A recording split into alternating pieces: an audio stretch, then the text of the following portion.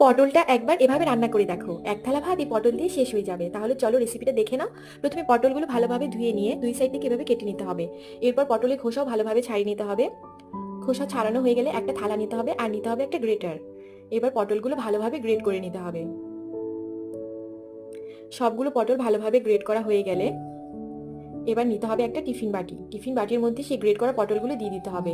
আর দিতে হবে পোস্ত বাটা, একটু সর্ষে বাটা, পরিমাণ মতো নুন, সামান্য হলুদ, আর একটু কাশ্মীরি লঙ্কার গুঁড়ো। এবার দিয়ে দিতে হবে উপর থেকে বেশ খানিকটা কাঁচা সর্ষের তেল, আর কয়েক টুকরো কাঁচা লঙ্কা চেরা। এবার খুব ভালোভাবে মিক্স করে আর একটু কাঁচা সর্ষের তেল দিয়ে আর লঙ্কা চেরা দিয়ে ঢেকে দিতে হবে। এবার বেশ 10-15 মিনিট ভাপিয়ে নিতে হবে। তারপর ভাপানো হয়ে গেলে কড়াইয়ে সেই ভাপানো পটল দিয়ে তার মধ্যে একটু তেল দিয়ে দিতে হবে একটু কালো জিরে ফোড়ন। তারপর খুব ভালোভাবে নেড়ে চেড়ে দিয়ে দিতে হবে পরিমাণ মতো একটু মিষ্টি। তারপর আবার একটু ভাজা ভাজা করে নামিয়ে নিতে হবে। খুব টেস্টি রেসিপিটা তোমরা বাড়িতে অবশ্যই ট্রাই করো। গরম